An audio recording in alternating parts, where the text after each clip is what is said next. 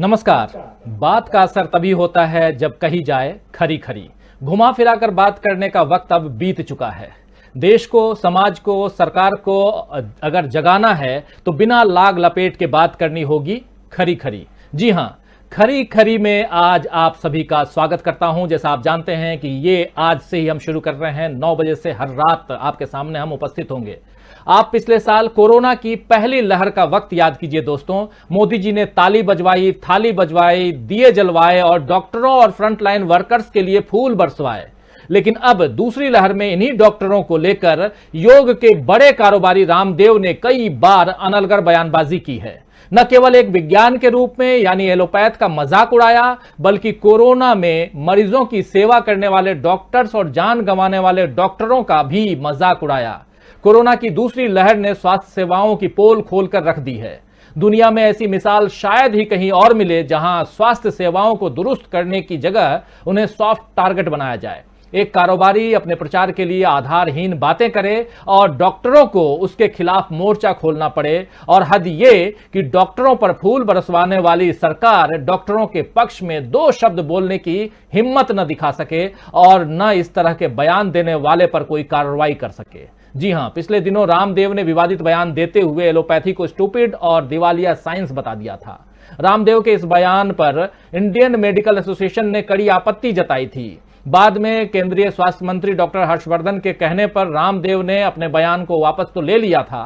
हालांकि बाद में रामदेव ने कोरोना काल में डॉक्टरों की मौत से जुड़ा एक और विवादास्पद बयान दिया था। रामदेव के इस बयान पर इंडियन मेडिकल एसोसिएशन की उत्तराखंड शाखा ने कड़ी आपत्ति जताई थी और मानहानि का नोटिस भी भेजा था। इंडियन मेडिकल एसोसिएशन ने कहा था कि रामदेव अपने बयानों को वापस लें, नहीं तो 1000 करोड़ रुपए का भुगतान करें, क्योंकि रामदेव के बयानों से हजारों डॉक्टरों की छवि को नुकसान पहुंचा है। सबसे पहले आइए देखते हैं कि रामदेव ने कहा क्या था। जरा उनका जो वायरल वीडियो है वो देखते हैं कि रामदेव ने क्या कुछ कहा था डॉक्टरों को लेकर के। तीसरा बोला मुझे डॉक्टर बनना है, टर टर टर टर टर टर टर टर करते रहते, टर बनना है, टर डॉक्टर। 1000 डॉक्टर तो अभी कोरोना की डबल वैक्सीन लगाने के बाद मर गए। कल क्या समाचार है? कितने? 1000 डॉक्टर डबल वैक्सीन लगाने के बाद भी मर गए। अपने आप को ही नहीं बचा पाई, वो कैसी डॉक्टरी? तो मैंने कहा डॉक्टर बनना है तो स्वामी रामदेव जैसा बन, जिसके पास में कोई डिग्री नहीं और सबका डॉक्टर है। Without any degree, with divinity, with dignity, I am a doctor. जी, तो without any degree with dignity कह रहे हैं, आई एम ए डॉक्टर। तो ये डॉक्टर साहब जो है, नए डॉक्टर जो अपने आप को आयुर्वेद के डॉक्टर कह रहे हैं, उनका ये बयान आप सुन रहे थे। और डॉक्टर से उम्मीद में थे, जो ओरिजिनल डॉक्टर जो हैं यानी एलोपैथ के डॉक्टर इस देश में जो कोरोना काल में अपनी सेवाएं दे रहे हैं, वो डॉक्टर इस उम्मीद में थे कि सरकार उनके पक्ष में खड़ी होगी। लेकिन उन्हें निराशा हाथ लगी और अपने लिए खुद उन्हें खड़ा होना पड़ा और विरोध प्रदर्शन करना पड़ा। जी हां, आज डॉक्टरों ने काली पट्टी लगाकर और सोशल मीडिया पर अपने डीपी को काला करके विरोध जताया है। दिन भर यह विरोध प्रदर्शन चलता रहा। हालांकि डॉक्टरों के इस विरोध प्रदर्शन को मीडिया में कहीं जगह नहीं मिली। और दूसरी तरफ हमने देखा कि रामदेव कई चैनल पर आकर के अपनी बातें रखते हुए जरूर दिखाई दिए। तो दोस्तों, आज इस कार्यक्रम में खरी खरी जो आज आपके सामने हम लेकर आ रहे हैं, इस कार्यक्रम को अब हम शुरुआत करते हैं इस कार्यक्रम का। और साथ में आप सभी का स्वागत करता हूं मैं इस कार्यक्रम में। और रात 9 बजे से 10 बजे तक हर रात हम आपके सामने उपस्थित होंगे, खरी खरी बातें करेंगे। और बातें होंगी बिल्कुल कोई लाग लपेट नहीं, खरी खरी सीधी बात आप तक हम पहुंचाने की कोशिश करेंगे। हमारे साथ जुड़े हुए हैं हमारे 2 खास साथी, दोनों से आपका परिचय करवाता हूं।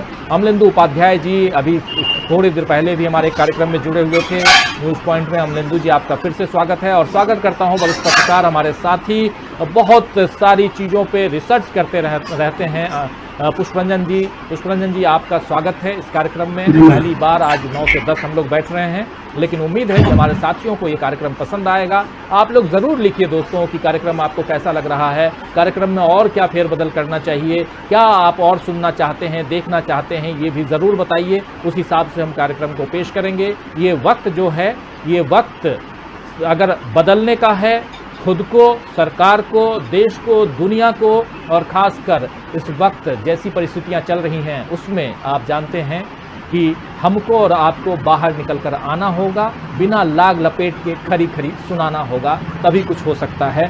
जनता को तभी समझ में आ सकता है, हमको, आपको, तमाम लोगों को, सरकार को, क्योंकि सरकार जो है वो बहरी हो चुकी है।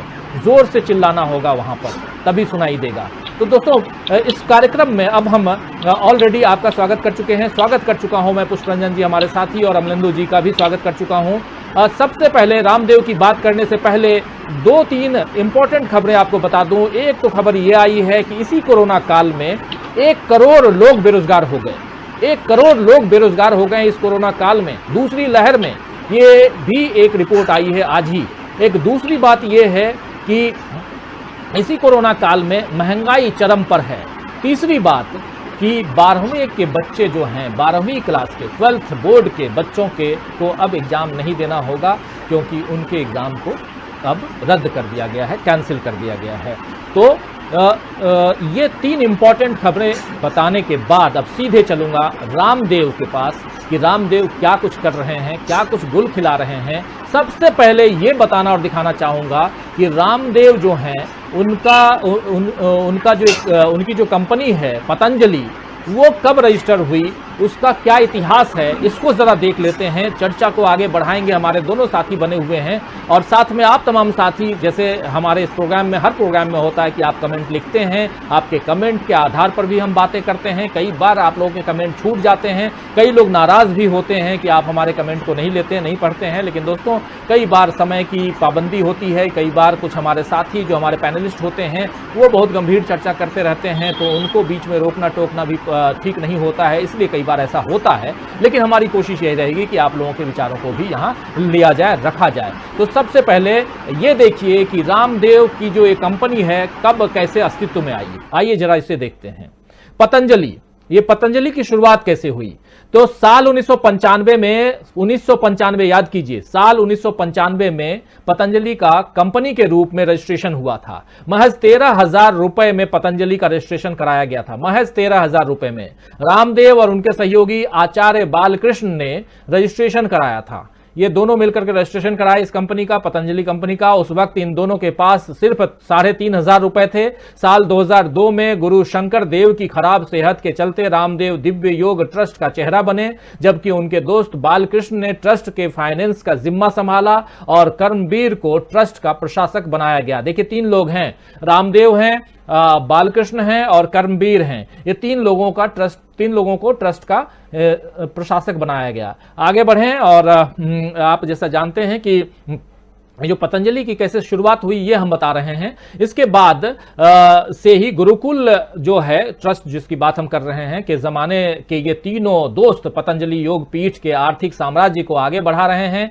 साल 1995 में दिव्य योग ट्रस्ट, साल 2006 में दूसरा पतंजलि योग पीठ ट्रस्ट बना, और तीसरा भारत स्वाभिमान ट्रस्ट। रामदेव एक के बाद एक अपने ट्रस्ट बनाते चले गए, और इसी के साथ तेजी से इस सन्यासी का आर्थिक साम्राज्य भी फैलता गया। अपने आप को सन्यासी कहते हैं रामदेव, इसीलिए सन्यासी जो कहते हैं वो हम यहां लिख रहे हैं दोस्तों। तो ये आपको एक छोटा सा बताया कि कैसे पतंजलि की शुरुआत हुई 1995 से लेकर के अभी हम लोग 2021 में हैं, और इस पूरे देखें तो लगभग 26 साल हो गए, 25 साल हो गए। इन 25 सालों में, या 26 साल कह सकते हैं, 26 सालों में कहां से कहां पहुंच गए हैं रामदेव। जरा उनका जो वित्तीय प्रबंधन है, कैसे उनका जो आर्थिक पक्ष है उसको भी देख लेते हैं, और रिसेंटली क्या कुछ उन्होंने मुनाफा कमाया है वो भी देख लेते हैं। देखिए पतंजलि आयुर्वेद का वित्तीय स्थिति है वो देखिए। बिजनेस इंटेलिजेंस प्लेटफॉर्म टॉफलर के आंकड़ों के मुताबिक, ये हम बता रहे हैं या हम अपने आंकड़े के हिसाब से नहीं बता रहे हैं, ये बिजनेस इंटेलिजेंस प्लेटफॉर्म टॉफलर के आंकड़ों के मुताबिक वित्त वर्ष 2019-20 में इस कंपनी का मुनाफा 21% बढ़कर 425 करोड़ रुपए हो गया था। और ये 2019-20 की बात है, जबकि एक साल पहले यानी कि 2018-19 में आयुर्वेद दवाओं और एफएमसी गुड्स का कारोबार करने वाली इस कंपनी का वित्त वर्ष 2018-19 में कुल मुनाफा 349 करोड़ रुपए का था। और आगे बढ़े। वहीं इस दौरान पतंजलि की आमदनी 5.9% लगभग 6% बढ़कर 9,023 करोड़ रुपए पहुंच गई। ये जो है इनकी आमदनी इतनी हो गई। और वहीं ठीक एक साल पहले वित्त वर्ष 2018-19 में कंपनी का राजस्व 8,523 करोड़ रुपए था। वित्त वर्ष 19-20 में अन्य स्रोतों से पतंजलि की कमाई 3 गुना बढ़कर 65 करोड़ 19 लाख रुपए हो गई। 2018-19 में ये केवल 18 करोड़ 89 करोड़ रुपए थी। ये देखिए कि ये कहां से 18 करोड़, कहां 65 करोड़, कितना बड़ा जंप है एक साल में रामदेव के ट्रस्ट का, इस कारोबार का। एक कारोबारी कह सकते हैं, अब कैसे आप कहेंगे सन्यासी, कैसे कहेंगे बाबा, कैसे कहेंगे कुछ और योग गुरु या जो भी लोग कहते हैं, क्योंकि ये टोटली खुले रूप से एक व्यापार है। लेकिन इसके साथ साथ एक और कंपनी आई अस्तित्व में, उस कंपनी के बारे में भी देखते हैं। जरा दिखाइए कि और एक कंपनी जिसको लेकर के काफी चर्चा रही है, यह कंपनी है रुचि सोया। देखिए रुचि सोया कंपनी एक कंपनी थी जिसको खरीदा है। रामदेव के बिस्किट, नूडल्स, डेयरी कारोबार, सोलर पैनल, अपैरल जिसको कि जो कपड़ा कहते हैं, और ट्रांसपोर्टेशन आदि का कारोबार पतंजलि आयुर्वेद के अंतर्गत नहीं आता है। ये सब जो जितने भी ये सब हैं, ये पतंजलि आयुर्वेद के अंतर्गत नहीं आता है। इसके लिए उनकी एक अलग कंपनी है। पिछले साल दिसंबर में पतंजलि ने दिवालिया हो चुकी कंपनी रुचि सोया को 4,350 करोड़ रुपए में खरीदा था। 4,350 करोड़ रुपए में दिवालिया हो रही रुचि सोया कंपनी को खरीदा। और रुचि सोया न्यूट्रिला ब्रांड से सोया फूड बनाती है। आप याद कीजिए, जो आप लोग न्यूट्रिला ब्रांड का जो सोया खरीदते हैं, ये वही रुचि सोया है। तो आगे बढ़ते हैं और इस कंपनी का अब आज का जो हाल है वो भी देखते हैं कि क्या कुछ हो रहा है इस कंपनी का। अब कितना कमाती है रुचि सोया, जो कि दिवालिया कंपनी थी। देखिए रुचि सोया कंपनी ने फरवरी 2020 में अक्टूबर दिसंबर तिमाही नतीजों का ऐलान किया था। और उस समय कंपनी ने बताया था कि अक्टूबर दिसंबर तिमाही में कंपनी का मुनाफा 227 करोड़ रुपए रहा है। वहीं इस दौरान कंपनी की आमदनी 3,725 करोड़ रुपए से बढ़कर 4,475 करोड़ रुपए हो गई है। ये आप देखिए रुचि सोया जो है अब कितना कमाने लगी है। 3,725 करोड़ रुपए से 4,475 करोड़ रुपए अगर इस कंपनी की आमदनी बढ़ गई तो आप समझ सकते हैं मुनाफा 227 करोड़ रुपए का मुनाफा। और इतना ही नहीं, ये एक तिमाही में आप समझ सकते हैं। तो दोस्तों ये है पूरा का पूरा रामदेव का जो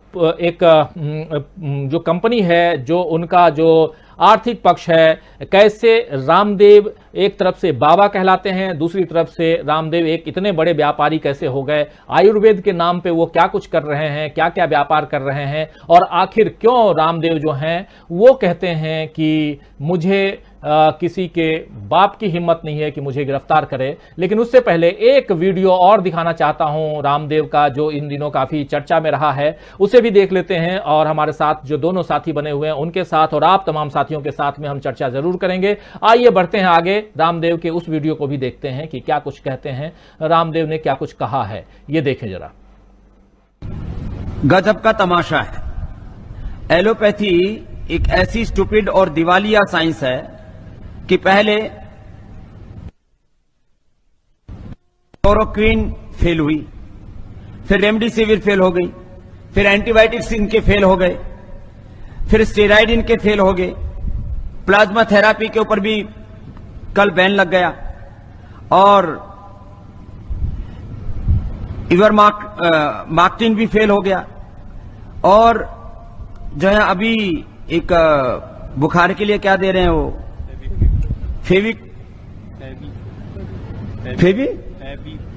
फेविफ्लू, वो भी फेल है। जितने भी दवाएं दे रहे हैं, फिर लोग कह रहे तमाशा हो क्या रहा है। बुखार की दवाई उनकी कोई कोरोना के ऊपर काम नहीं कर रही, क्योंकि आप बॉडी का टेम्परेचर उतार देते हैं। टेम्परेचर जिस कारण से आ रहा है, उस वायरस को, उस इन्फ्लेमेशन को, उस बैक्टीरिया को, उस जो है अलग उस फंगस को, जो भी अलग अलग प्रकार के इन्फेक्शन से जिस कारण से बुखार हो रहा हो, उसका निवारण तुम्हारे पास में है नहीं, तो कैसे ठीक करोगे। इसलिए मैं बहुत बड़ी बात कह रहा हूं, हो सकता है इसके ऊपर कुछ लोग विवाद करें, लाखों लोगों की मौत एलोपैथी की दवा खाने से हुई है। जितने लोगों की मौत हॉस्पिटल न जाने के कारण से हुई है, ऑक्सीजन न मिलने के कारण से हुई है, उससे ज्यादा लोगों की मौत ऑक्सीजन के बावजूद हुई है, दवा एलोपैथी की दवा मिलने के बावजूद हुई है, स्टीराइड की वजह से हुई है। ये कोई ताली बजाने की बात नहीं है, वैसी बात बता रहा हूं। ये पीड़ा की बात है कि लोग समझ ही नहीं रहे करें क्या। इसलिए अभी लाखों लोगों की मौत का कारण एलोपैथी है। आप कहेंगे फिर, मैं कहता हूं एलोपैथी साइंस पूरी खराब नहीं है। मॉडर्न मेडिकल साइंस का हम स्वागत करते हैं, साइंस और टेक्नोलॉजी का विरोध नहीं है। उसमें जो प्रयोग किए जाने वाले जो अलग अलग जो मेडिसिन्स हैं, जो उसकी अलग अलग थ्योरीज हैं, जो तो देखिए क्या बोल रहे हैं कि लाखों लोगों की मौत जो है वो एलोपैथी की दवा खाने से हुई है। अब क्या कहेंगे, आखिर बीमार पड़े तो कहां जाएं? रामदेव के हॉस्पिटल में क्या कहें, बिल्कुल कुछ कहने लायक यहाँ शब्द ही नहीं छोड़ा रामदेव ने। लेकिन सीधे चलूंगा, पुष्परंजन जी आपके पास आना चाहूँगा। इस पूरे बयान को पूरा एक ब्यौरा हमने दिया कि रामदेव कौन है, उनका कारोबार कहाँ तक पहुँचा है, पतंजलि की स्थापना कब हुई, अभी क्या विवाद है, ये तमाम बातें हमने रखी। और आज हम जान रहे हैं कि डॉक्टरों ने उनका विरोध किया है, और विरोध करने का अलग ही अंदाज था। कोई गले में पट्टी डाल करके, तो कोई पीपी किट पहन करके, तो कोई डीपी काली करके, तो कुछ लोगों ने हाथ पे पट्टी बांध करके।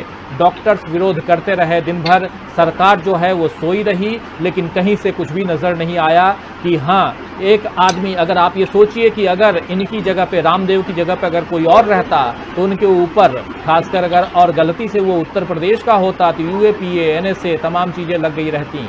और रामदेव जो हैं वो खुलेआम घूम रहे हैं और ये भी कहते हैं कि किसी के बाप की हिम्मत नहीं है कि मुझे गिरफ्तार कर ले। क्या कहेंगे ओवरऑल पुष्परंजन जी? नहीं, उन्होंने बहुत दुरुस्त बात कही है, किसी के बाप की हिम्मत नहीं है कि उन्हें पकड़ ले। उनकी बात से मैं सहमत हूँ, क्योंकि जिनके बाप की हिम्मत हो तो धरती बहन तो ऊपर जा चुके हैं, और जो लोग जिम्मेदार हैं वो चुप बैठे हुए हैं।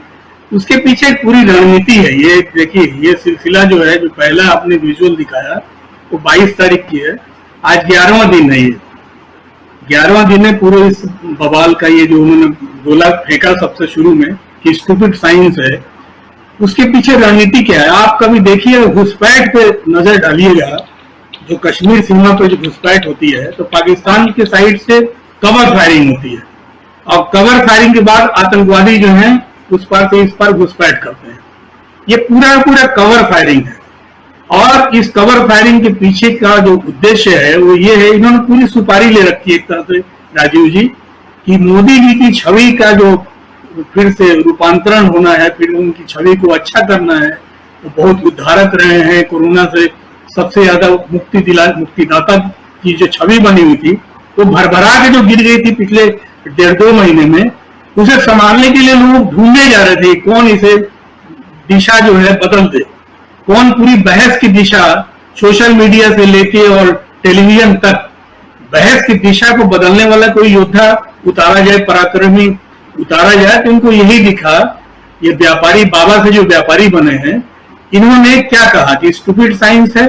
लाखों लोग जो मरे हैं वो इसी साइंस की वजह से मरे हैं। मतलब ये प्रशासनिक अकुशलता या लापरवाही, या पूरे चुनाव के समय, कुंभ के समय इधर उधर जो होता रहा भटकाव, जो एक तरह से शासन की तरफ होता रहा, और टोटल फेल्यूर एक तरह से मोदी जी की जो कोविड रणनीति थी, उस फेल्यूर का ठीकरा फोड़ा जा रहा है डॉक्टरों पर। वो डॉक्टर जिसमें जो फ्रंट लाइन वर्कर होता है, उसमें सब लोग जिनकी शहादत को इस देश को सलाम करना चाहिए, जिनके घरों पे कम से कम सरकार को जो बार बार घोषणाएं कोई करता है कि 1 करोड़ देंगे तो कुछ देंगे उनके परिजनों को, डॉक्टर्स की जो हालत है उस कम्युनिटी को बजाय उनको सलाम करने के आप उसे जलील कर रहे हैं। और इसकी वजह क्या है कि आईएमए में भी कुछ ऐसा ग्रुप बना हुआ है, जैसे लॉयर्स कम्युनिटी है, उसी तरह से आईएमए में भी इन्होंने सत्ता पक्ष वाले लोग काफी घुसे हुए हैं। उस संगठन में भी अलग अलग बयान मैंने देखा कि आईएमए अगर उत्तर प्रदेश का है, आईएमए इनके शासित जो राज्य हैं वहां पर जहां जहां आईएमए के हेड हैं उनके बयान को बाबा जी के समर्थन में बुलवाया गया कि बड़े अच्छे हैं, आयुर्वेद बड़ा अच्छा है और उसके ये उसी के प्रतिनिधि हैं, सब कुछ यही कर रहे हैं। ये आयुर्वेद के प्रतिनिधि नहीं, ये ठग विद्या के प्रतिनिधि हैं। और सीधा सीधा इनके ठग विद्या की पूरी हम लोग हिस्ट्री पढ़ रहे थे। मतलब मद्रास हाई कोर्ट से लेके महाराष्ट्र तक आप चले जाइए तो जगह जगह एक तो इनकी दवाओं को रोका गया कि उसकी बिक्री पर प्रतिबंध लगाया गया, कि बराबर ये ठगैती करते रहे। ये ठग महाराज जो हैं, इन्होंने बहुत जिम्मेदारी से, मैं ठग शब्द का इस्तेमाल कर रहा हूं, इन्होंने नितिन गडकरी, उसके बाद देश के स्वास्थ्य मंत्री, दोनों को सामने रख के और दवा का प्रचार कर रहे हैं और साथ साथ कह रहे हैं कि आज इसका उद्घाटन हो रहा है। WHO ने इसकी मान्यता दे रखी है कोरोनिल की, और बाकायदा उसके दूसरे दिन खंडन होता है जब पूरा बवाल मचता है सोशल मीडिया पे। स्वयं देश का स्वास्थ्य मंत्री कहता है कि नहीं, सरकार या WHO का इससे लेना देना नहीं रहता है। ये कितनी शर्मिंदगी, जब लेना देना नहीं तो आप दोनों सज्जन जो मंत्री हैं सरकार के, आप क्यों उसके इर्द गिर्द खड़े थे? एक कहानी है। दूसरी कहानी है, आपने पूरा अर्थशास्त्र का कुछ हिस्सा आपने हाईलाइट किया राजीव जी, जो आपके उसमें मैं देख रहा था। मैं तो उम्मीद कर रहा था कि एसेट इनका 13,000 करोड़ तक, 13,000 डालने वाले व्यक्ति का एसेट जो टोटल पूंजी है 13,000 करोड़ जा चुका होगा, लेकिन वो कुछ ये साल के एंड होते होते पहुंच भी जाएगा 13,000 करोड़। ये जगह जगह जो ट्रस्ट बनाए हुए हैं, कम से कम 1 दर्जन से ज्यादा ट्रस्ट बनाए हुए हैं, उसके पीछे का अर्थशास्त्र ये कि इनकम टैक्स नहीं देना पड़े। और अभी जिस कंपनी का हवाला जो लास्ट कंपनी का बता रहे थे, जो बाकी सामग्री बेच रही है, उसका टैक्स, कुछ टैक्स भी इनको दिखाना है।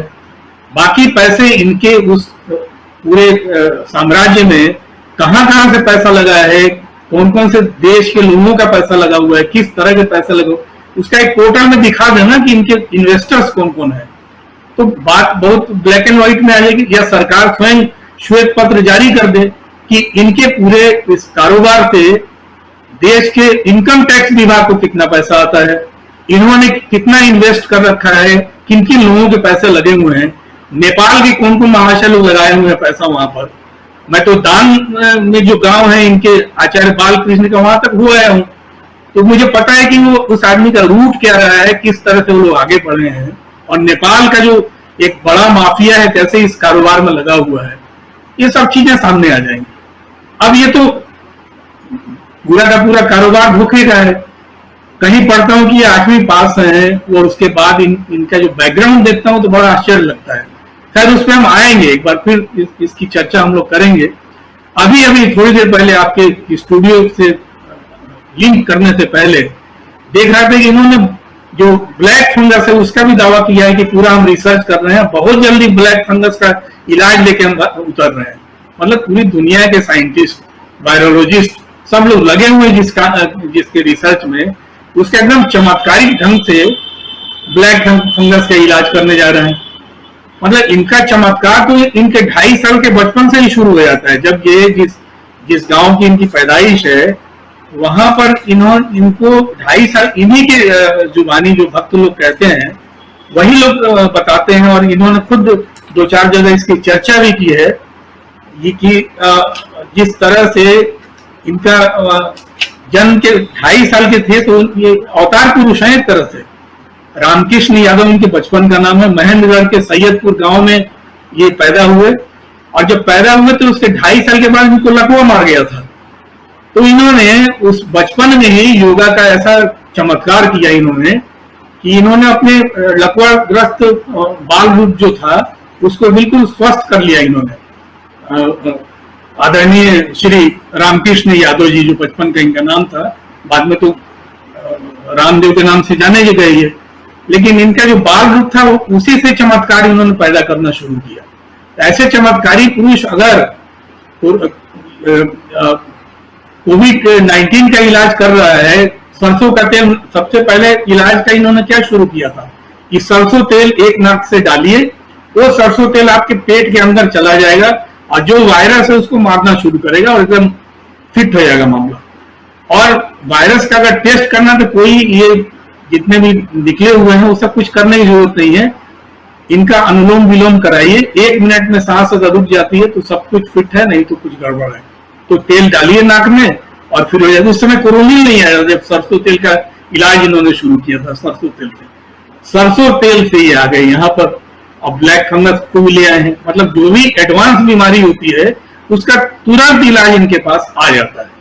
ये सब इनकी कहानी है। बाद में फिर इनके एकेडमिक हिस्से की भी चर्चा हम करेंगे। बिल्कुल बिल्कुल आऊंगा आपके पास फिर से, लेकिन उससे पहले अमलेंदु जी आपके पास आना चाहूंगा। बाबा रामदेव या रामदेव, लाला रामदेव, बहुत तरह की बातें हो रही हैं और आप जान रहे हैं कि रामदेव जो हैं पिछले दिनों लगातार चर्चा में बने हुए हैं और आज भी दिन भर चर्चा में थे। लेकिन हुआ ऐसा कि चूंकि रामदेव के खिलाफ आज डॉक्टरों ने, पूरे देश भर के डॉक्टरों ने, IMA ने, इंडियन मेडिकल एसोसिएशन ने खासकर आज काली पट्टी लगाकर, PPE किट पहन करके, उस पर उनके विरोध में नारे लिख करके, फिर अपनी DP जो सोशल मीडिया पे जो उनकी DP है उसको ब्लैक करके हर ढंग से आज उन्होंने विरोध जताया है रामदेव के ऊपर। उत्तराखंड मेडिकल एसोसिएशन जो है उसने 1000 करोड़ रुपए के मानहानि का दावा भी किया है। लेकिन उसके बाद भी रामदेव का कहना है कि एलोपैथ के साथ में हमारी जो लड़ाई है वो लड़ाई जारी रहेगी और एलोपैथ के लोग जो हैं, डॉक्टर्स जो हैं, मूर्ख बनाते हैं। सवाल ये उठता है कि अगर एलोपैथ के लोग जो हैं वो इतने काबिल नहीं हैं तो प्रधानमंत्री नरेंद्र मोदी ने उनके ऊपर, डॉक्टरों के ऊपर फूल क्यों बरसवाए थे? क्या प्रधानमंत्री नरेंद्र मोदी जो हैं वो भी नहीं जानते कि एलोपैथ जरूरी है या आयुर्वेद? अगर आयुर्वेद ही जरूरी है तो फिर एलोपैथ की तरफ हम क्यों भाग रहे हैं? क्यों यही सरकार ये दावा करती है कि इतने सारे हमने एम्स खोल दिए, ऑल इंडिया मेडिकल साइंसेज के जो वो हैं हॉस्पिटल्स खोल दिए अलग अलग जिलों में। आखिर आप आयुर्वेद ही खोलते रहिए, आयुर्वेद के, और रामदेव को बनाइए उसका पूरा इंचार्ज पूरे देश में। तो बहुत सारे सवाल हैं। इन सवालों के साथ अमलेंदु जी आपके पास कि आखिर आज का जो दिन है वो एक इम्पॉर्टेंट दिन था डॉक्टरों के लिए, एक इम्पॉर्टेंट दिन था कि मीडिया पे चर्चा हो कि आखिर एलोपैथ और आयुर्वेद, मैं एलोपैथ और आयुर्वेद के जो टेक्निकल पार्ट है, साइंटिफिक पार्ट है, उसमें नहीं जाना चाहता हूं, लेकिन मैं इतना जरूर कहूंगा कि अगर सबसे ज़्यादा आज रिसर्च किसी चीज़ पे अगर किया जा रहा है अमलेंदु जी, तो वो एलोपैथ में हो रहा है। और उस रिसर्च को अगर आप, और वैक्सीन की भी बात आज हो रही है, तो वो भी वैक्सीन भी अगर आई है तो एलोपैथ के थ्रू आई है। पूरी दुनिया में एलोपैथ का डंका बज रहा है, कोरोना को भगाने में भी एलोपैथ की बात आ रही है। ऐसे में एक रामदेव आते हैं और वो कहते हैं कि एलोपैथ के कारण इतने लोग मर गए, 1000 से ज़्यादा डॉक्टर मर गए, किसी का बाप नहीं मुझे गिरफ्तार कर सकता है। ये अनाप शनाप बातें आखिर क्यों? क्या आपको नहीं लगता कि इसके पीछे कोई राजनीति है, कोई सियासत है, कुछ और है जिस दम पे, जिस बिना पे रामदेव लगातार चिल्ला रहे हैं? ये निश्चित तौर पे जाहिर सी बात है कि सत्ता का संरक्षण लाला रामदेव को प्राप्त है, इसीलिए लाला रामदेव तमाम तरह की बकवास कर रहे हैं। पहली बात तो यह है कि लाला रामदेव जो है ना तो योग गुरु हैं, ना लाला रामदेव आयुर्वेद के प्रवक्ता हैं। लाला रामदेव जो व्यापार करते हैं वो सिर्फ शुद्ध रूप से जो है वो एक तरीके से कहा जाए घास फूस का व्यापार करते हैं। लाला रामदेव नूडल्स बेचते हैं, रिप की जीन्स बेचते हैं, लाला रामदेव जो है वो सौंदर्य प्रसाधन बेचते हैं। तो लाला रामदेव जो है वो आयुर्वेद के प्रवक्ता नहीं है। लाला रामदेव बताएं कि उन्होंने आयुर्वेद पे अब तक कितना शोध किया है, या लाला रामदेव की जो पतंजलि पीठ है उस पर आयुर्वेद पे कितना शोध अब तक कराया गया है, क्या नया शोध हुआ है? भाई आयुर्वेद ठीक है, अच्छी एक पैथी है और भारत में मान्यता प्राप्त है और उसको कुछ उसकी सीमाएं हैं, उससे आगे आयुर्वेद नहीं जा सकता। पहली बात तो यह है कि आयुर्वेद जिन चीजों पे बनता है उन चीजों की शुद्धता कितनी रह गई है। वो दवाएं जो उसमें प्रयुक्त की जाती हैं या जड़ी बूटियां जो भी कुछ प्रयोग किया जाता है उनकी शुद्धता की आज क्या गारंटी है आज के कॉस्मेटिक समय में? तो ये विवाद जो है असल में आयुर्वेद और एलोपैथ का विवाद है ही नहीं। और जैसा कि पुष्पेंद्र जी कह रहे थे, ये कुल मिला के जिस तरीके से ये सरकार बुरी तरीके से फेल हुई है इस कोरोना त्रासदी को रोकने में, और फेल क्या हुई है बल्कि सरकार की लाई हुई है। ये दूसरी लहर की जो त्रासदी है ये पूरी तरीके से सरकार की लाई हुई है। तो इसलिए सरकार को जिम्मेदारी से बचाने के लिए और लोगों का गुस्सा जो सरकार पे ना फूटे और लोग जो है डॉक्टरों से सवाल करने लग जाएं, ये सिर्फ इस दिशा में एक कुल मिलाकर के प्रयास है। इससे ज्यादा और जो है ये तुच्छता की बातें जो है ये कुछ और इशारा नहीं करती हैं। बाबा रामदेव स्वयं तुच्छ प्राणी है, मैं तुच्छ ही कहूंगा बाबा रामदेव को। लाला रामदेव जो है तो बिल्कुल तुच्छ प्राणी है और एक आम मनुष्य नहीं है। इनके ऊपर तमाम आरोप है, पुष्पेंद्र जी ने बहुत से आरोप बताए। ये तो शंकराचार्य तक के सिद्धांत को चुनौती दे चुके हैं। मतलब मुझे याद है अच्छी तरीके से, शायद 2010 की बात है, और इन्होंने कह दिया था कि ब्रह्म सत्यम जगत मिथ्या जो है वो शास्त्रों में सन्यासी की परिभाषा की तरफ लिखी गई, और उसमें जब बवाल खड़ा हुआ तो फिर माफी मांगने लग गए थे। मुझे याद पड़ता है 2010 का ही विवाद है, उसी विवाद पर साहब वो तमाम अखाड़ों ने और साधु सन्यासियों ने कह दिया कि ये तो स्वामी है ही नहीं, लिखता कैसे स्वामी, और उसके बाद से स्वामी लिखना बंद हुआ, फिर बाबा रामदेव लिखना शुरू हुआ इनके नाम के आगे। तो ये है, इसी तरीके से इन पे पेड़ काटने का एक मुकदमा चल रहा है, ये भी अखबार मतलब मीडिया में है, अच्छे तरीके से आप देखेंगे। अखाड़ा परिषद जो है उसने इनका जो था वो प्रयाग में जो महाकुंभ मेला लगने वाला था 2012 में, उसमें इनका प्रवेश रोकने की मांग की थी, क्योंकि इन्होंने स्वतंत्रता संग्राम सेनानियों के साथ और सैनिकों के साथ जो थे वो अपने फोटो दिल्ली में चिपकवा दिए थे, तो उनका था ये तो सैनिकों का अपमान कर रहा है। तो ये जो है लाला रामदेव जो है ये हिंदू धर्म का भी अपमान करता है, ये सैनिकों का भी अपमान करता है, ये शंकराचार्य का भी अपमान करता है, ये डॉक्टरों का भी अपमान करता है, और हमारे प्रधानमंत्री जो हैं वो इसको सीने से लगाए घूमते हैं। तो कुल मिलाकर मुझे लगता है कि ये जो है एक बहुत बड़ा षड्यंत्र है कि किस तरीके से देश का जो जिस तरीके से ढांचा जो है पब्लिक हेल्थ का, उसमें खराबी पैदा हुई है, सरकार ने उसको तहस नहस कर दिया है बुरी तरीके से, जिससे तमाम लोग रह गए। अब देखिए लाला रामदेव कह रहा है कि लाखों लोग जो है वो दवाओं से मर गए, ऑक्सीजन से नहीं मरे। अब इससे पूछा जाए लाला रामदेव से कि तूने भाई कोरोनिल बना दी थी अपनी, वो कोरोनिल क्यों नहीं बैठी? और तेरे यहाँ जो 80-90 बच्चे बीमार पड़े वो क्या कोरोनिल से ठीक हुए? उनका एलोपैथी में इलाज नहीं हुआ? तो ये खबरें सब जो है सब आई है इसी गोदी मीडिया में, जो आज गोदी मीडिया जो है डॉक्टरों की हड़ताल को और उनके कार्यफीता बांधने को जो नहीं दिखा रहा है, क्योंकि गोदी मीडिया इसलिए नहीं दिखा रहा है, ये गोदी मीडिया जो है वो लाला रामदेव के पूंजी पे पल रहा है। ये सरकार जो है ये अपरोक्ष रूप से जो है वो धन देती है गोदी मीडिया को अपना एजेंडा चलाने के लिए, और उस धन देने वालों में लाला रामदेव भी शामिल है। और ये लाला रामदेव के जो प्रचार भी करते, तो आप देखिए सब जगह लाला रामदेव जिस भी टीवी चैनल पे आता है नीचे कोरोना का विज्ञापन चल रहा होता है। तो ये कोरोना का विज्ञापन क्या, मुझे लगता है कि सरकार को इस पर स्थिति स्पष्ट करनी चाहिए कि ये कोरोना क्या है, जिससे सारे लोग जो पलट चुके हैं अब तक कि ये WHO मान्यता नहीं दी है। और अगर लाला रामदेव इतना ज्यादा प्रभावशाली है और इतना ज्यादा उसका अच्छा सब योगदान है आयुर्वेद के लिए, तो प्रधानमंत्री जी को आगे बढ़कर के अब जो है इसकी लाला रामदेव की कोरोना को WHO से मान्यता दिलानी चाहिए। और प्रधानमंत्री कह रहे हैं कि वैक्सीन लेना है, और वैक्सीन जो है वो इसका तोड़ है कोरोना वायरस का, ये वायरस बहुत धूर्त है और बहुरूपिया है। तो ये लाला रामदेव तो प्रधानमंत्री को ठहरा रहा है, ये तो जिस तरीके से वैक्सीन पे प्रहार कर रहा है, ये तो लाला रामदेव जो है ये तो प्रधानमंत्री की बातों को साबित कर रहा है। तो मुझे लगता है कि इसमें तो प्रधानमंत्री को स्पष्टीकरण देना चाहिए कि लाला रामदेव जो कह रहा है कि वैक्सीन गलत है और वैक्सीन लगाने के बाद 1000 डॉक्टर मर गए, तो ये प्रधानमंत्री स्पष्ट करें क्या ये बात सही है कि वैक्सीन लगाने के बाद 1000 डॉक्टर मर गए और वैक्सीन की वजह से मर गए? अगर ऐसी स्थिति है तो फिर इस ड्राइव का क्या होगा जो सुप्रीम कोर्ट में भी जो सरकार कह रही है कि दिसंबर तक जो पूरा वैक्सीनेशन हो जाएगा देश का, तो क्या सरकार जो है वो लोगों को मारने जा रही है? लाला रामदेव के मुताबिक तो यही हुआ। मुझे लगता है कि सरकार को इस पर निश्चित तौर पर स्पष्टीकरण देना चाहिए कि लाला रामदेव जो कह रहा है कि वैक्सीनेशन की वजह से 1000 डॉक्टर मर गए, तो सरकार का इरादा क्या लोगों को मारने का है इस वैक्सीनेशन से? हालांकि ये बात सही है कि वैक्सीनेशन को लेकर के सारी दुनिया में तमाम तरीके के सवाल उठ रहे हैं, बहुत से सवाल उठ रहे हैं, यहाँ भी उठ रहे हैं, लेकिन चूंकि वैक्सीनेशन बहुत जल्दी हो रहा है और बीच के कई चरण जो है वो छोड़ करके वैक्सीन तैयार की गई है, इस खतरा देखते हुए, इस वायरस का कितना भयंकर है उसको देखते हुए, जिस तरीके से म्यूटेंट जो है बार बदल रहे हैं, तो इसलिए जाहिर सी बात है कि अभी प्रयोग चलते रहेंगे, इतनी आसानी से नहीं होगा। वैक्सीन में भी लगातार परिवर्तन होते रहेंगे। आने वाले समय में ये वैक्सीन जो है ये परमानेंट नहीं है। कोई भी वैक्सीन जो है वो 1 साल से 8 महीने 6 महीने से रहने की गारंटी भी नहीं दे रही है, क्योंकि जिस तरीके से वायरस अपना रूप बदलेगा उस तरीके से वैक्सीन में भी परिवर्तन होंगे। इस वायरस को समझने की चीज होगी, इसमें लगातार शोध होता है। ये रामदेव बताए कि इसने जो है इस पे क्या अब तक रिसर्च किया है।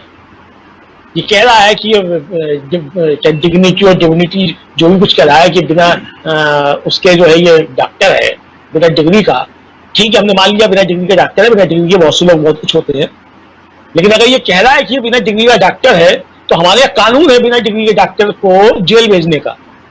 सरकार इस पर कार्रवाई क्यों नहीं कर रही है? और इसलिए नहीं कर रही है क्योंकि उसने कहा किसी के बाप में हिम्मत नहीं है। कल एक सज्जन अपने हो गए कर्मी रहे थे कमेंट की जो है वो सरकार में बैठे हुए व्यक्ति के लिए कि वो सबका बाप है।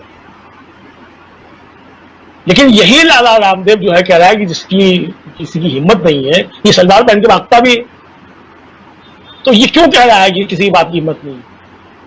इसीलिए कह रहा है क्योंकि सरकार में बैठे हुए लोग जो है वही इसके पीछे हैं, वही इससे ये सारी बातें कहला रहे हैं कि किस तरीके से ध्यान को जो है डाइवर्ट किया जाए, किस तरीके से नदियों में लाशें मिली हैं, किस तरीके से ऑक्सीजन की कमी से लोग मरे हैं, किस तरीके से दवाओं की कालाबाजारी हुई है। अब कह रहा है कि रेमडेसिविर जो है वो काम नहीं कर रही, लेकिन आप देखिए कि जितने लोग अस्पतालों से लौट करके आए हैं ठीक होकर के, अधिकांश को रेमडेसिविर मिली है। अब वो आज ठीक है, कल ठीक है, या क्या होगी वो, मतलब जिस समय किल्लत हो जाए और सरकार उसकी उपलब्धता नहीं कर पाए तो वो चीज खराब हो गई। अगर वो चीज खराब थी तो सरकार ने फिर ये वायदा क्यों किया कि रेमडेसिविर जो है सब जगह मिलेगी और उसकी कालाबाजारी नहीं होगी? सरकार को बताना चाहिए ना कि ये तो लाला रामदेव तो कुछ भी बोल लेगा। भाई ये लाला रामदेव जितने भी सवाल कर रहा है वो एलोपैथ से नहीं कर रहा है, एलोपैथी से नहीं कर रहा है।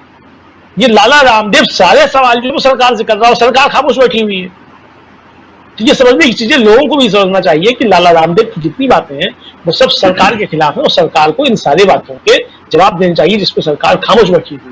मुझे भी लगता है कि सरकार जो अपना पल्ला झाड़ने की कुल मिलाकर के कोशिश कर रही है। जी हाँ जी पुष्परंजन जी, एक बहुत ही गंभीर सवाल यहाँ खड़ा होता है और खासकर अमलेंदु जी जो बोल रहे हैं कि रामदेव जो हैं वो जो सवाल खड़े कर रहे हैं एलोपैथ को लेकर के, ये एलोपैथ के ऊपर नहीं है बल्कि सरकार के ऊपर है, लेकिन सरकार कुछ नहीं बोल रही है। दूसरी तरफ हम देख रहे हैं कि मोदी सरकार लगातार एलोपैथ को बढ़ावा देने की कोशिश कर रही है, करेगी ही, क्योंकि एलोपैथ जो है वही है पूरी दुनिया में फैला हुआ। उसके अलावा आप जानते हैं होम्योपैथ है, उसके अलावा आप जानते हैं कि आयुर्वेद है। तो ये सब यूनानी पद्धति, फिर बाकी मतलब दवाइयों के अलग अलग जो अलग अलग शाखाएं निकली चिकित्सा पद्धति की, उसकी बात पे हम नहीं जाएंगे इस वक्त। लेकिन एलोपैथ ये सब जान रहे हैं कि इस पूरी दुनिया में अभी सबसे ऊपर है और उस पर तरह तरह के रिसर्च हो रहे हैं, बहुत अच्छी बात है। लेकिन एक तरफ सीरम इंस्टीट्यूट में विजिट करने जाते हैं प्रधानमंत्री नरेंद्र मोदी, वैक्सीन कितना तैयार हुआ है ये देखने जाते हैं, वैक्सीन की क्या स्थिति ये देखने जाते हैं, कितनी वैक्सीन मिलने वाली है ये देखने जाते हैं। और दूसरी तरफ उन्हीं का जो सबसे बड़ा फाइनेंसर है वो कहता है कि एलोपैथ जो है कुछ नहीं है, डॉक्टर टर टर टर, अभी आप लोगों ने सुना जो भाषा थी कैसी थी। तो इन सब का आखिर क्या कारण है कि कौन दब रहा है? सरकार दब रही है रामदेव के सामने? अगर सरकार रामदेव के सामने दब रही है तो क्यों दब रही है? सरकार अपने आप में एक मजबूत सरकार है, 303 सांसदों के साथ, और केंद्र में अगर एनडीए कहें तो 353 मतलब 350 से ऊपर, और इसके बाद भी अगर सरकार दब रही है, मोदी जी अगर दब रहे हैं तो क्यों दब रहे हैं? क्या कारण हो सकता है? रामदेव इतना प्रभावशाली आदमी अगर हैं तो फिर आगे तो बोलेंगे प्रधानमंत्री मोदी हटो, अब मैं ही प्रधानमंत्री बनूंगा इस देश का, ये भी कह सकते हैं। जो आज खुल के बोल रहा हो कि किसी के बाप की हिम्मत नहीं है जो मुझे गिरफ्तार कर दे, जो आज खुल के बोल रहा हो कि एलोपैथी के कारण इतने लोग मर गए, जो आज खुल के बोल रहा हो कि एस्टेरॉयड और तमाम चीज़ें, ये सब चीज़ें जो हैं, क्या आयुर्वेद में ये सारी चीज़ें नहीं दी जाती हैं? आयुर्वेद की जो दवाइयाँ बन रही हैं उसमें ये सारी चीज़ें नहीं है, एस्टेरॉयड नहीं है क्या? तो बहुत सारे सवाल हैं पुष्परंजन जी, लेकिन एक गंभीर सवाल ये है कि आखिर क्या कारण है कि मोदी प्रधानमंत्री जो हैं वो, जिन्हें कहा जाता है, जिनके जो शुभचिंतक हैं, जिनके जो फैंस हैं, वो कहते हैं कि आज तक देश ने ऐसा प्रधानमंत्री, इतना मजबूत प्रधानमंत्री नहीं देखा। वो उनकी मजबूती, उनका जो 56 इंच का सीना है वो रामदेव के सामने 6 इंच का क्यों हो जाता है? नहीं, उसके पीछे बहुत बड़ी वजह है। वो खुद ही भाई सत्ता में हम हैं और हमें ललकारो, हमें चुनौती दो, वो सब अभयदान मिला हुआ है। तभी ये व्यक्ति न पिद्दी का शोरबा 8,000-9,000 करोड़ का मालिक है। वैसे कम से कम 200 लोग होंगे इस देश में जो उतने एसेट वाले होंगे, 200 लोग होंगे कम से कम, ज्यादा भी हो सकते हैं।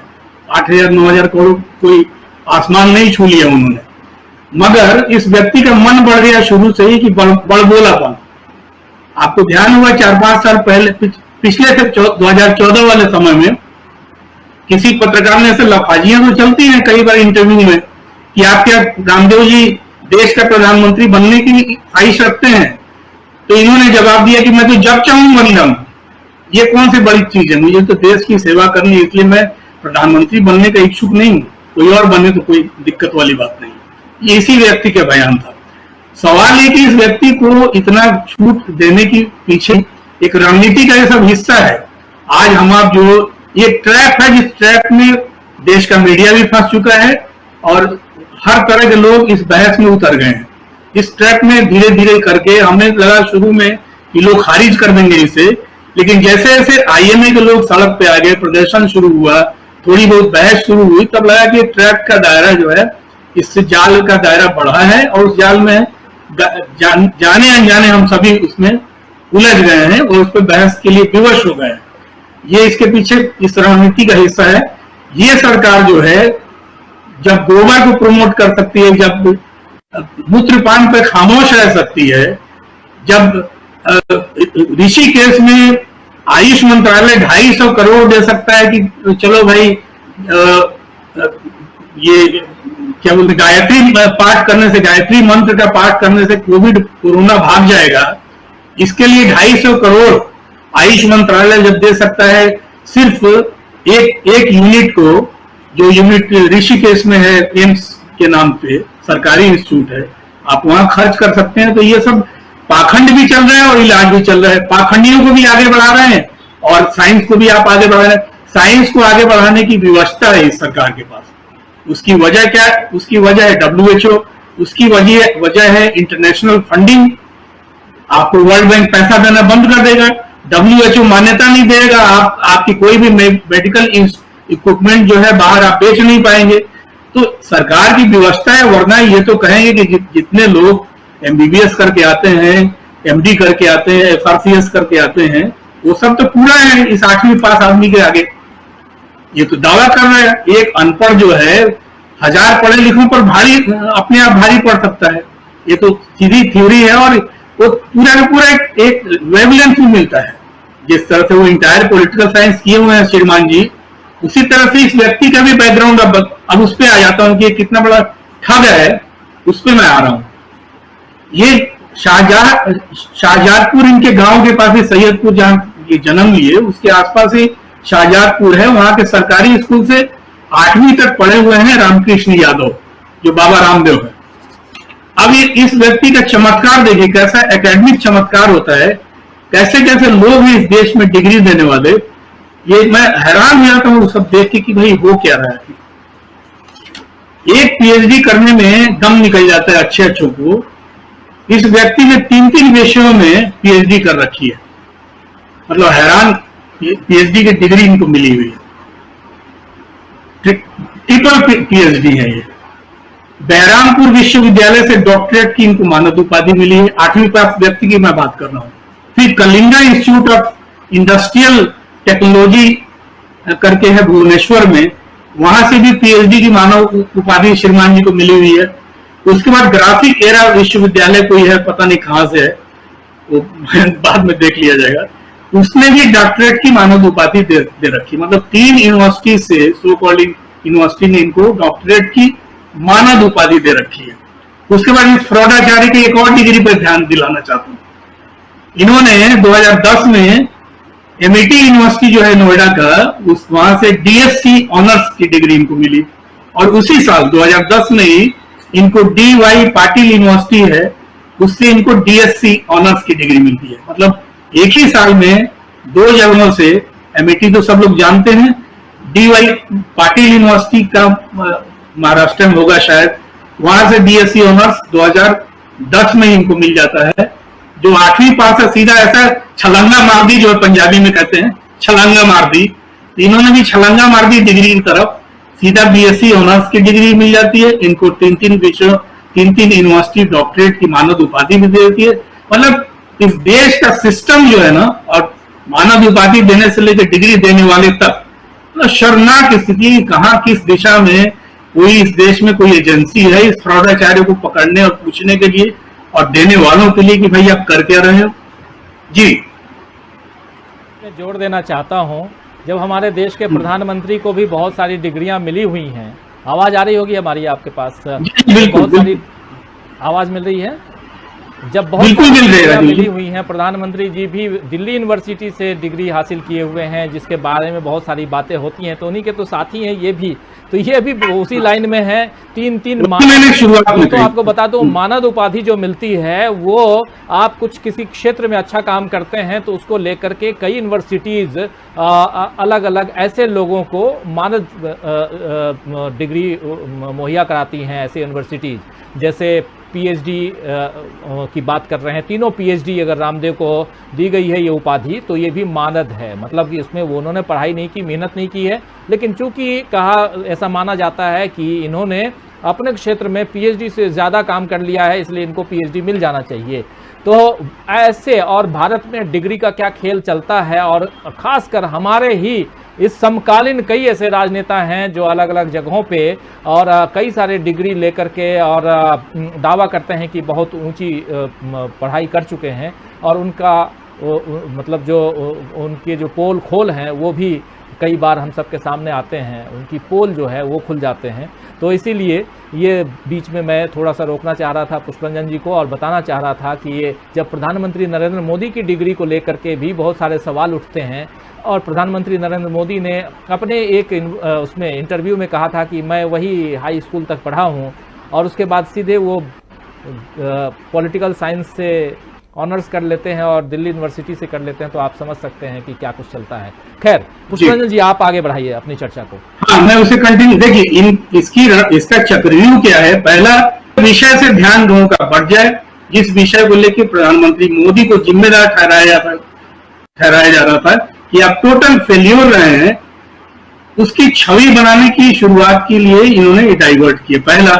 दूसरा, आपस में जब तक झगड़ा शुरू नहीं होगा, आपस में पैथी, जो अलग अलग पैथी है, वो पैथी जिसके लिए मैं उस लैब को भी देख चुका हूं जो हानेमान में होम्योपैथी के जनक जो माने जाते हैं, जर्मनी में उस लैब पर बाकायदा हमने प्रोग्राम एक बनाया था, आधे घंटे का पूरा शूटिंग की थी, पूरी टीम गई थी हमारे यहाँ से डॉइचे वेले की, और उस लैब को देखा था, उसमें जीवन समर्पित, पता नहीं हानेमान के अलावा कितने लोगों ने अपने सिर्फ टेस्टिंग के लिए, मतलब कि बॉडी, ह्यूमन बॉडी का टेस्ट करने के लिए लोग बाउंड लिख के और उस लैब में बैठते थे, और कितने लोगों ने जान दे दी।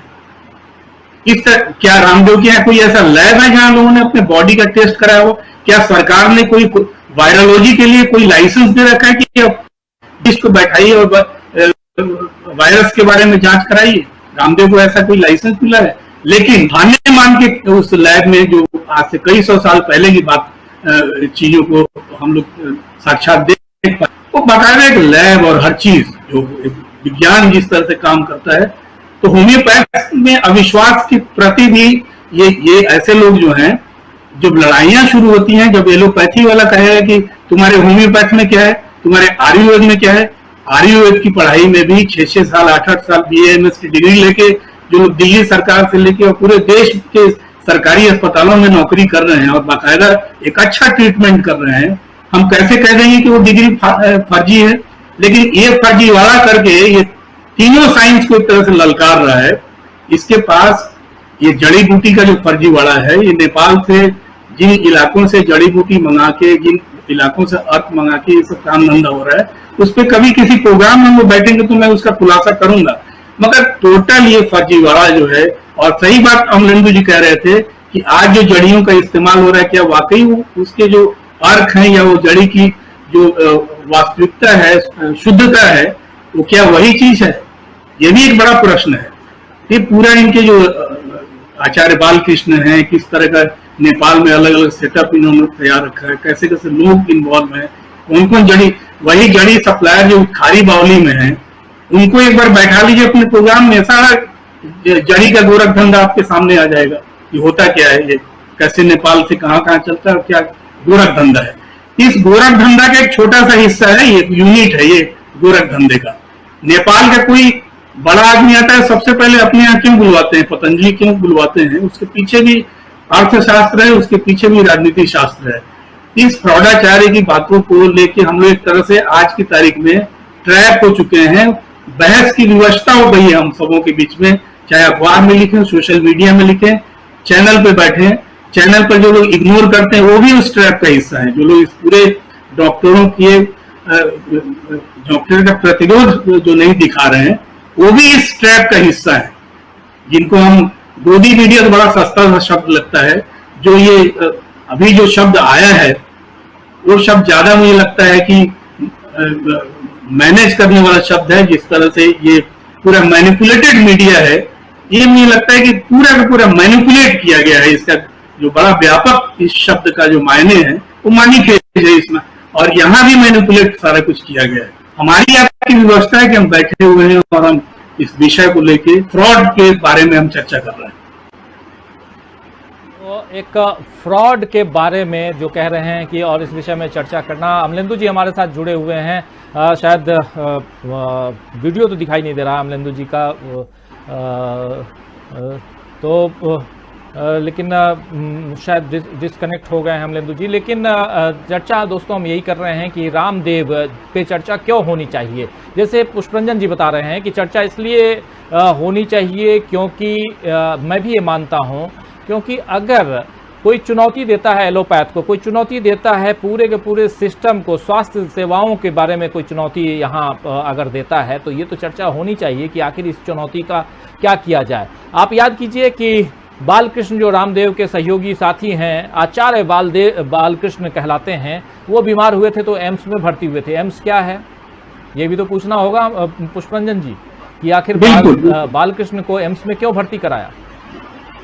नहीं, एक चीज और है राजीव जी, एक चीज मैं बोलूं, एक चीज और है, ये आदमी हर उन मामलों में कूद पड़ता है जहां पर इनके अपने निहितार्थ रहते हैं, कुछ उद्देश्य होता है। सुप्रीम कोर्ट में एक मामला जब एलजीबीटी का चल रहा था, जब समलैंगिकता की बात हो रही थी, तो ये कूद पड़ा। इसने कहा कि अरे इसका इलाज तो हमारे पास है। पतंजलि में हम और आचार्य बालकृष्ण ने ऐसा शोध किया है, उस शोध के बूते हम लोग दावा कर सकते हैं कि समलैंगिकता जो है ये इस बीमारी को तो हम एकदम ठीक कर सकते हैं। ऐसी जड़ी बूटी हमने और आचार्य बालकृष्ण ने मिलकर तैयार किया है कि एक भी समलैंगिक फिर यहाँ पर जो है ना वो हमारे भक्त होंगे और देश के लिए कल्याण का कार्य करेंगे। मतलब ऐसे उलझुल बयान इस व्यक्ति का देना जिसका कि कोई साइंटिफिक ये नहीं हो। सबसे जो खतरा मुझे लग रहा है आज की तारीख में वो ये है कि ये तीनों विधाओं के, जैसे होम्योपैथी हो गया, आयुर्वेद और जो एलोपैथ है, इन तीनों विधाओं के लोग आपस में लड़ नहीं पड़े। ये जिस तरह का त्रिकंठ रच रहा है, जिस तरह का षड्यंत्र साजिश रच रहा है ये व्यक्ति जुबान अपनी बदजुबानी के जरिए, उसमें लगता है कि आपस में भी इन पैथी के जो समर्थक हैं, विरोधी हैं, कि आपस में लड़ना नहीं, ये कहा जाए कि ये मेडिकल राइट ना करा दे। ये मतलब कि मेडिकल क्षेत्र में, तीनों मेडिकल क्षेत्रीय में मानता हूं, तो तीनों क्षेत्र के जो लोग समर्थक हैं, विरोधी हैं, उनके बीच में दंगा वाला स्वरूप न दे दे, वैचारिक दंगा। वो कहे कि वो तुम्हारा ये खराब है, वो कहे कि तुम्हारा ये खराब है। ये सबसे बड़ा खतरा जो है मंडरा रहा है इस पूरे बहस की जिस दिशा में वो ले जाना चाहता है। इस बहस की दिशा जो है वो बिल्कुल बदल चुकी है और एक बहस के सेंटर में रामदेव है। और रामदेव इसलिए हैं क्योंकि बार बार वो चुनौती दे रहे हैं एलोपैथ को, और एलोपैथ के अलावा होम्योपैथ भी, आप जानते हैं आयुर्वेद की बात तो रामदेव कर ही रहे हैं। एक बड़े व्यापारी हो चुके हैं रामदेव, और पिछले 25 साल में वो उनका साम्राज्य कहां से कहां पहुंच गया, 3,500 रुपये। और वो भी आपको बताऊं कि कहा जा रहा था कि किसी से कर्ज लेकर के उस कंपनी की उन्होंने शुरुआत की 3,500 रुपये में, और वो कंपनी कहां से कहां पहुंच गई है आप देख सकते हैं, समझ सकते हैं। आज हज़ारों करोड़ रुपए की कंपनी, और उसके अलावा कितने सारे, मतलब ये तो ट्रस्ट की बात वो करते रहे। इसलिए सवाल ये उठता है अमलेंदु जी, जल्दी से, क्योंकि समय भी अब खत्म हो रहा है और हम लोग लगातार चर्चा कर रहे हैं रामदेव पे, और इसलिए भी कि एक जो बहस का एक मुद्दा बना है, उस मुद्दे की ज़रूरत इसलिए है कि इस देश में स्वास्थ्य सुविधाओं को लेकर के जिस प्रकार हम लोग देख रहे हैं कि हर तरफ हाहाकार का आलम था अभी कुछ दिन पहले, अभी भी है, और देश दुनिया में खासकर मोदी सरकार के बारे में बहुत निगेटिव बातें हुई, क्योंकि स्वास्थ्य सुविधाओं को जब दुरुस्त करने की ज़रूरत थी उस समय ये कहा जा रहा था कि हमने कोरोना पर विजय पा लिया, हम विश्व गुरु बन गए और हम तो अब वैक्सीन भी ले आए हैं, बहुत सारी बातें हुई। अब अचानक महीने भर में रामदेव को आखिर क्या सूझा कि रामदेव ने इस पूरे के पूरे एलोपैथी को ही नकारने की एक ऐसी मुहिम छेड़ दी है जहां एलोपैथी जो है वो हाहाकार मचा रहा है और कह रहा है कि भाइयों आप हमारी तरफ भी देखो।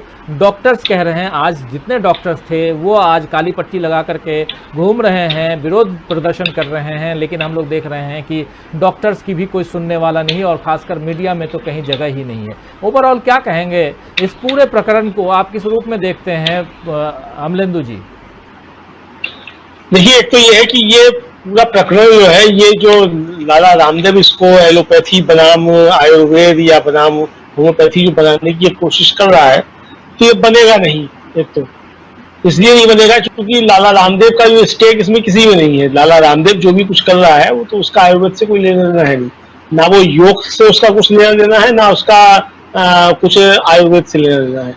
ये ठीक है कि तीनों पैथी हैं, अलग अलग पैथी हैं और तीनों हमारे यहाँ मान्यता प्राप्त है। अब तो यूनानी को भी हमारे यहाँ मान्यता प्राप्त है और यूनानी भी एक पैथी है।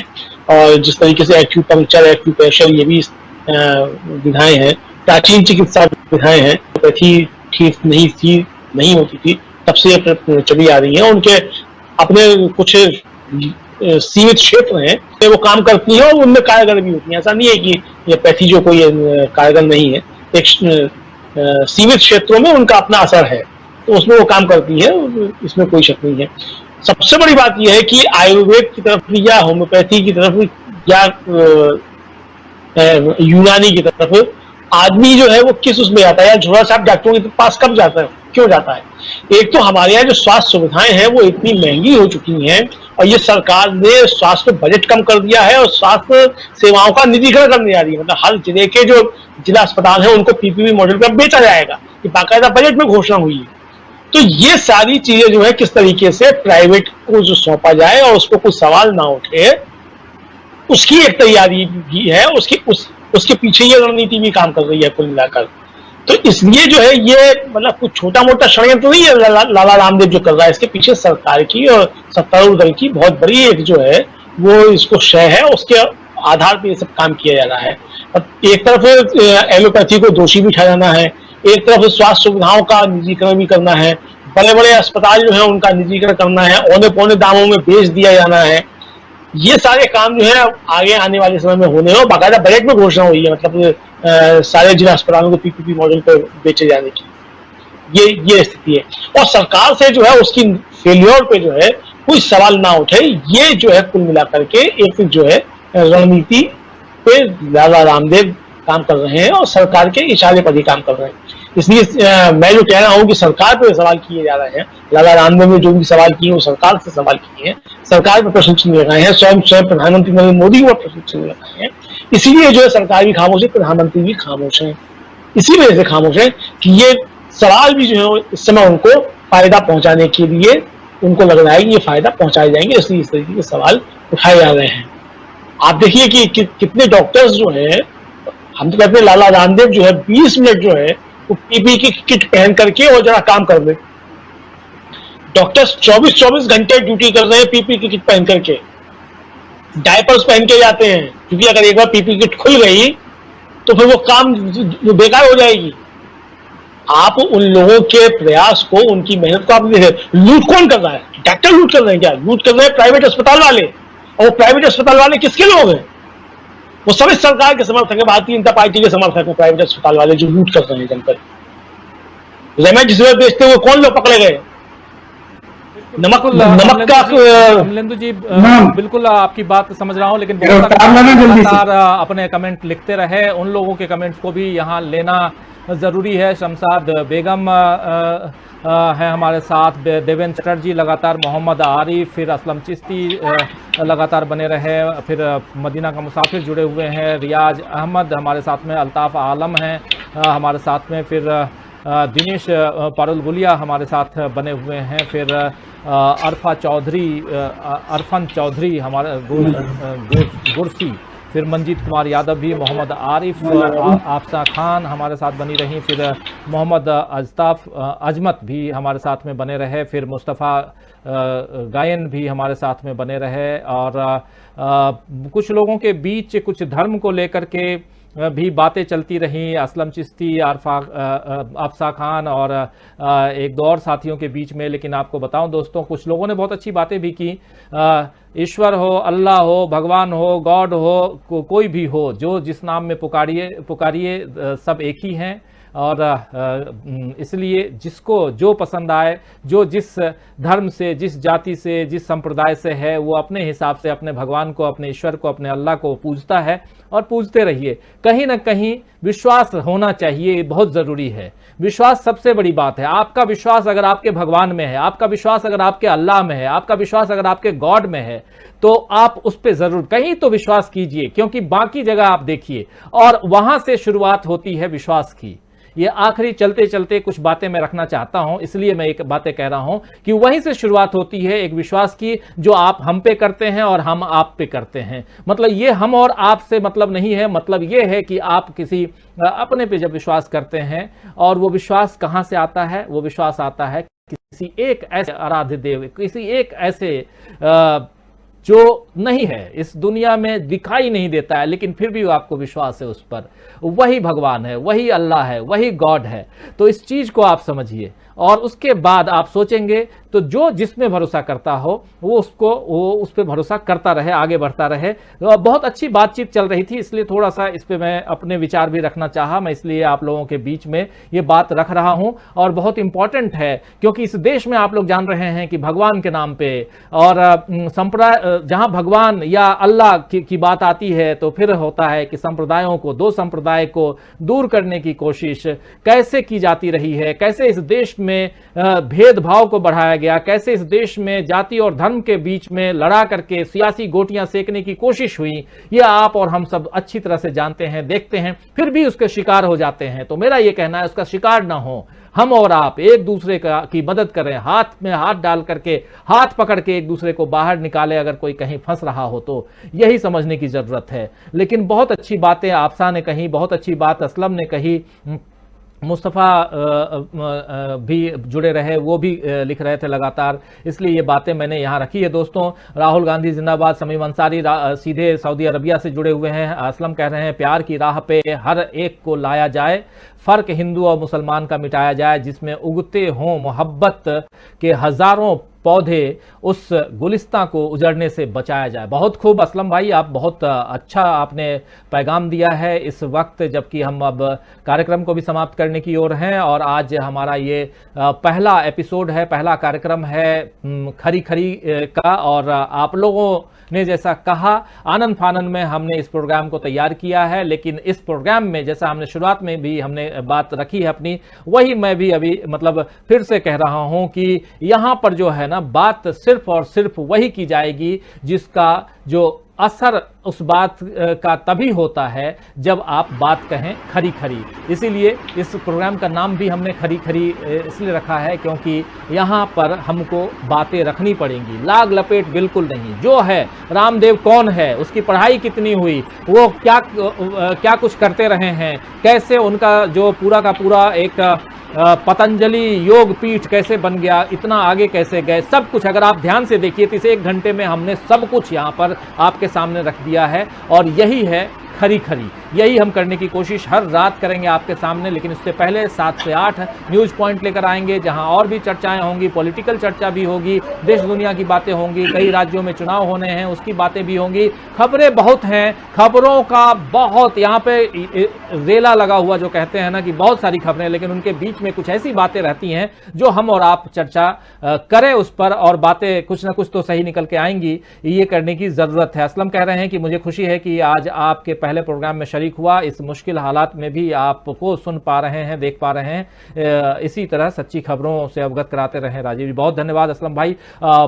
रूपलाल अग्रवाल कह रहे हैं सही कहा राजीव जी, धन्यवाद, बहुत धन्यवाद आपको भी। आपसा कह रही हैं बहुत अच्छे, असलम चिश्ती जी नाइस लाइन असलम के लिए लिख रही हैं आपसा।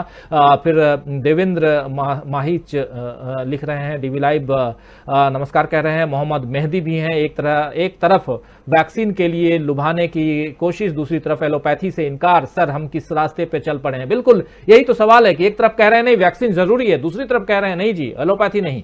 हालांकि ये सरकार नहीं कह रही है, लेकिन सरकार की हिम्मत भी नहीं हो रही है कि रामदेव को बोले कि चुप रहो।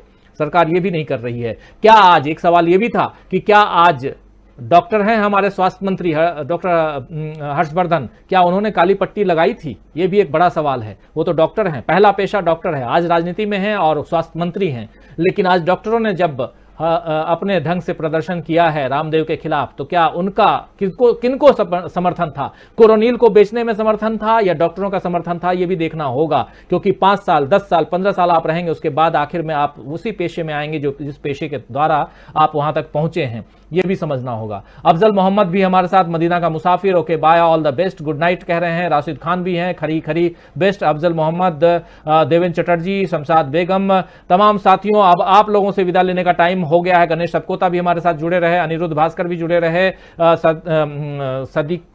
सदीकुएली जीडी भी हमारे साथ दिव्य लाइव बहुत